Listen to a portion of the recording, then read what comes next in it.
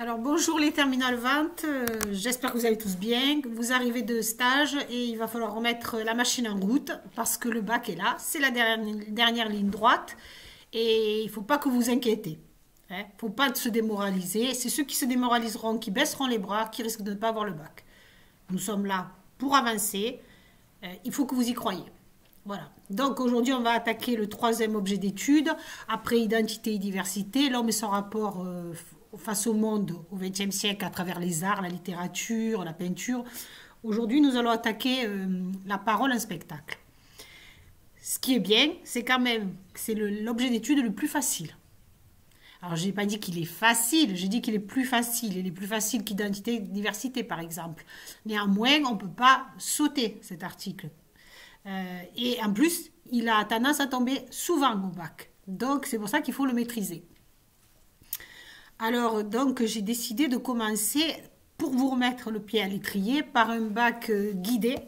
C'est plus facile qu'un bac tout seul. Donc, un bac guidé entraînement, que je l'ai déjà posé sur Pronote et que vous avez dû voir. Je vous donne deux solutions. Soit de le faire sur le cahier et au retour, au mois de mai, on le corrigera ensemble. Soit de me l'envoyer d'ici jeudi, 15 heures, pour que je le corrige et que vous puissiez avoir une note bonus. Ceci dit, cet après-midi, avant 17 heures, j'aurai rentré les notes des travaux que vous avez faits. Pour certains, ça a bien marché. Pour d'autres, c'est limite. Et pour d'autres, il n'y a pas de notes. Alors, ces élèves-là qui n'ont pas rendu les travaux, j'ai deux solutions. Soit je mets un zéro, et vous savez qu'avec le peu de notes qui restent, ça risque de vous éliminer, de vous pénaliser. Soit vous allez faire tous les travaux qui sont à venir, et c'est la solution qui me paraît la plus logique. À vous de choisir. C'est toujours le problème du bac. Hein. Vous êtes grand maintenant, pour certains vous êtes largement majeur, faites ce que vous voulez. Mais après, il ne faudra pas venir se plaindre en disant « Oui, madame, ça n'a pas fonctionné ». C'est à vous de voir comment vous voulez faire les choses, mais à mon avis, il faudrait mieux le faire bien. Voilà. Alors aujourd'hui, dans le Pronote, vous avez dû voir que je vous ai mis à la fois un cours support et le travail de parcours bac guidé. Alors c'est sur le cours. Évidemment, avec le support vidéo, je ne vais pas pouvoir faire une heure de cours traditionnel avec toutes les explications. Mais je vais quand même éclairer certains aspects de la fiche que j'ai mis en ligne parce qu'il y a peut-être certains éléments qui vous échappent encore. Et c'est normal parce que vous n'êtes pas à niveau bac plus 2 et notamment la communication, le rôle social de l'animal qu'est l'homme. Vous ne voyez certainement pas comme des animaux, mais nous en sommes même si nous sommes cérébralement en avance sur beaucoup d'animaux sur Terre, mais nous sommes un animal. Social, certes, mais un animal. Donc ça peut vous choquer dès le début de la fiche de lire ça, mais c'est une réalité. Donc, premier point de ma fiche, c'est que communiquer est un acte social. Ça, vous le savez vous le savez aussi bien que moi, à part les moines et les ermites qui décident de s'isoler justement pour faire pacte avec le silence, vœu de silence, l'homme, l'être humain, est un être communicant et social. Donc, c'est un être qui a besoin d'échanger.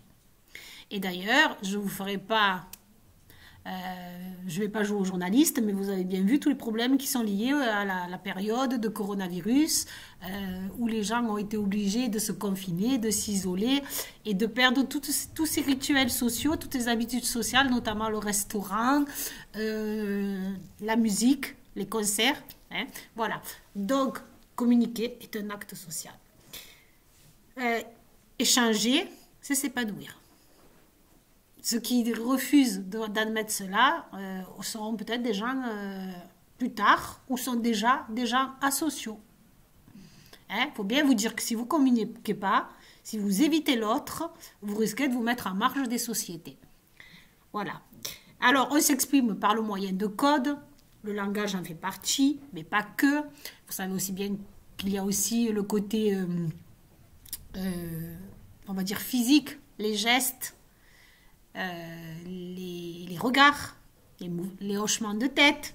Tout ça fait partie de la communication. Parfois, il n'y a pas besoin de mots pour faire mal. Il suffit de regarder quelqu'un de façon hautaine, de toiser quelqu'un. Et vous savez aussi bien que moi que le message qui est envoyé sans être dit, c'est tu m'es inférieur, donc je te domine. On rentre dans un rapport dominant-dominé qui n'est pas très agréable. Voilà. D'ailleurs, une simple conversation permet de parler. Hein? Quel temps fait-il aujourd'hui? Oh, il fait beau, vous avez remarqué, il y a du vent. Ça permet aussi d'échanger.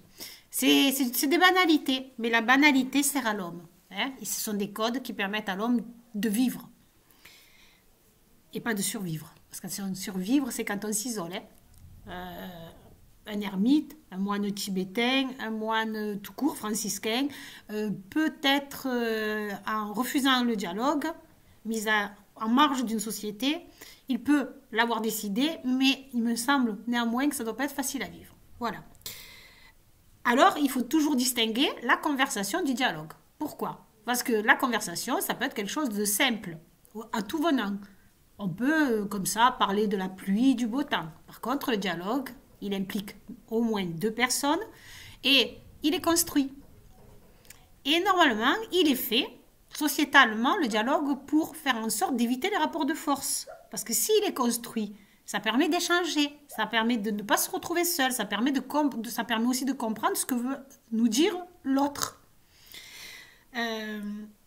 Et souvent, il permet de relativiser son point de vue. C'est-à-dire qu'on croit souvent avoir raison et qu'en écoutant l'autre, en échangeant avec l'autre, en l'écoutant et en tenant compte, naturellement, il ne faut pas être placide face à ce que dit l'autre, en tenant compte de l'autre, on peut relativiser son point de vue. Hein? Là, on entre dans un débat un peu philosophique. Mais bon, vous n'avez pas de philosophie cette année, mais ça vous gêne pas, ça vous empêche pas d'y réfléchir à ça. Hein? Faire semblant d'écouter l'autre et ne pas l'écouter, c'est rompre le dialogue, donc c'est s'isoler. Et ça peut poser souci. La mise en scène maintenant des paroles. Eh bien oui, nous ne parlons pas de la même façon selon à qui nous parlons. Si je parle à mon supérieur hiérarchique, je vais dire Monsieur Méral. Je vais mettre du vous. Je vais mettre des formes. Il y a des mots que je ne me permettrai pas. Si je parle à mon copain, naturellement, je change de registre de langue. Je vais passer certainement sur un registre de langue plus courant, voire parfois familier. Je peux me le permettre puisque je l'estime mon égal. Alors qu'à mon supérieur, eh bien forcément, je lui suis inférieur. Ça, c'est logique. Hein? Si vous tenez le même raisonnement que moi. Il y a aussi le langage non verbal, j'en parlais un petit peu tout à l'heure, c'est-à-dire les gestes, les mimiques, les regards qui illustrent ou appuient un propos. Certains gestes sont difficilement contrôlables. Quand je suis très en colère, selon le regard que je lance, ou soit si je pointe quelqu'un du doigt, d'ailleurs vous savez que d'un point de vue judiciaire, d'avoir pointé quelqu'un du doigt, c'est lui avoir signifié que vous êtes prêt à l'éliminer. Donc quand je vous vois soit en classe pointer du doigt vos collègues ou votre professeur, réfléchissez-y à 2 fois avant de le refaire. Parce que s'il se produisait quelque chose de grave, ça serait de la préméditation. C'est comme ça que c'est reçu en justice. Donc attention à nos mimiques, à nos gestes. Hein. Je pense aussi à un geste qui n'est pas très, très agréable pour les filles. Alors les garçons diront, oh, Madame Léger est féministe. Oui, mais quand vous sifflez une fille qu'elle passe, c'est qu'un sifflement. Mais vous lui signifiez certainement beaucoup de choses à travers ce sifflement. C'est du langage non verbal. Ça veut dire, tu es jolie, tu m'intéresses, et avec vos mots à vous, tu es bonne. C'est pas très agréable à recevoir. Hein. Donc faites attention au langage non verbal. Il en dit plus souvent que ce qu'on croit. D'ailleurs, souvent, il trahit notre inconscient. Hein. Par les mots, on a tendance à juguler. On a tendance, alors à juguler pour ceux qui auraient du mal avec le registre de langue soutenu, à contrôler. Et on a du mal à contrôler nos pensées. Mais on jugule, on essaie. Il y a certains mots qu'on évite. Hein, alors que par le langage non verbal, on se trahit. Donc faites attention, notamment si vous aviez un extrait de BD. Le dessinateur fait passer ça très bien. Si dans vos 3 documents, voire 4 documents de bac, il y a un extrait de BD, il y a certains éléments dans la BD qui trahissent la colère. Genre, par exemple, dans Tintin, le capitaine Haddock, 1000 saveurs. Ou alors, non dites pipe d'un marin de Brest. Ça, vous me l'avez souvent entendu dire. Ça, c'est la colère. D'accord? Ou l'effarement. Donc, si vous travaillez sur un extrait de BD, soyez attentif à tout ce langage non verbal. Il est aussi important que ce que disent les personnages. Et maintenant, je vais évoquer naturellement les nouveaux échanges, les nouveaux espaces de communication que sont les réseaux sociaux, qui d'ailleurs ont peut-être facilité la communication, mais ont d'énormes travers qu'il faudrait éviter aussi. Alors peut-être que les blogs, les forums sont quand même des lieux d'échange qui sont plus, comment dire, plus contrôlés. Parce qu'on fait peut-être plus attention à l'autre. Et on fait peut-être plus attention à ce que l'on lui dit. Et il y a toujours un système de questions-réponses. Mais par contre, les réseaux sociaux, d'un point de vue, je vais dire, allez, Instagram, Facebook, souvent on y écrit ou on y fait des choses qui sont pas, qui ne sont pas ou agréables à lire ou pas attendues, quoi. Hein, nos attentes, c'est pas forcément c'est pas celle de ces réseaux sociaux-là. Donc, ça doit vous amener à réfléchir sur d'avoir une petite réflexion sur la mise en scène de soi et de ses limites. Hein, il y a des choses qu'on peut dire, des choses qu'on ne peut pas dire. Il y a des choses d'ailleurs, toute vérité n'est pas bonne à dire. Et des choses qu'on veut entendre et d'autres qu'on ne veut pas entendre. Donc, quand on utilise la parole, il faut faire attention à ce que l'on dit. Et par ailleurs, à contrario, parfois, il y a des choses que l'on se doit de dire. Si par exemple, si dans une thèse, on défend une opinion, il y a des choses qu'on se doit de dire. Je n'ai pas dit de mal dire, j'ai dit de dire. C'est-à-dire, on fait quand même attention à ce qu'on dit. Mais on le dit. Hein, avec les formes, mais on le dit.